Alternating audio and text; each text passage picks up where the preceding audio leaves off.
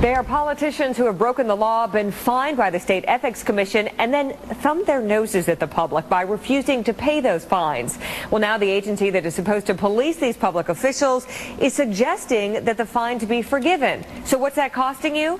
Our Mike Deason finds out. Former state Republican Chairman Jim Greer arrested on improper use of party funds. Party Executive Director Delmar Johnson accused of ethical lapses. State Senator John Thrasher hit with ethical violations on lobbying.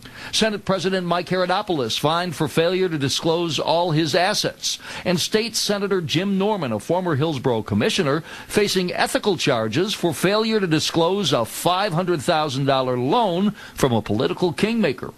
These politicians are all examples of why the State Ethics Commission needs to monitor public officials. It's given the authority to investigate violations of Florida's Code of Ethics for public officers.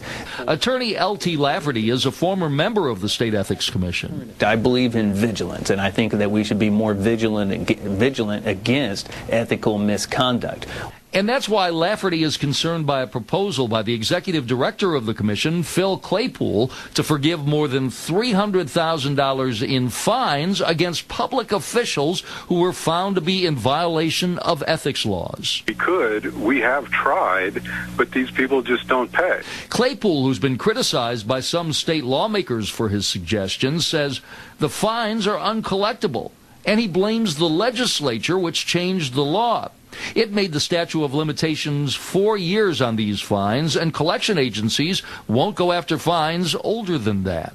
My recommendation to the commission is to do what I think a lot of other state agencies are doing too, which is to declare that these fines are uncollectible and just simply write them off the book. It is disappointing in some respects that the collection agencies haven't been able to collect any of these fines on their own. But more importantly, the thing that I find most important is that the individuals haven't, on their own volition, voluntarily paid these fines. And Lafferty says it's much more than the Ethics Commission just not collecting the $300,000 in fines.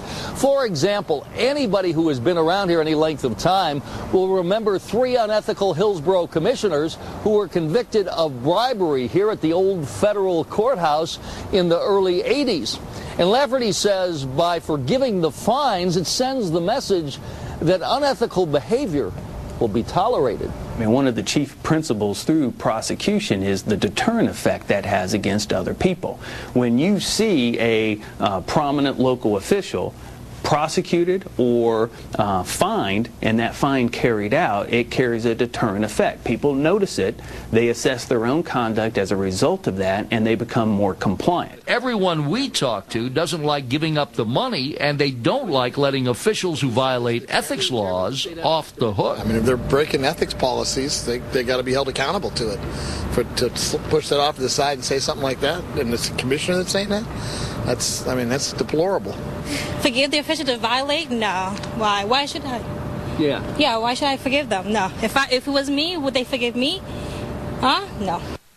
But as it stands now, whether the legislature or the Ethics Commission is responsible, taxpayers are losing more than $300,000 in uncollected fines from politicians who have broken the law. And that's this week's What's That Costing You? Now, the 9-member Ethics Commission will meet next week to consider the proposal. And Claypool says that there are several smart attorneys on that commission. If they can come up with some way to collect the fines, he is all for it. Actor Charlie Sheen is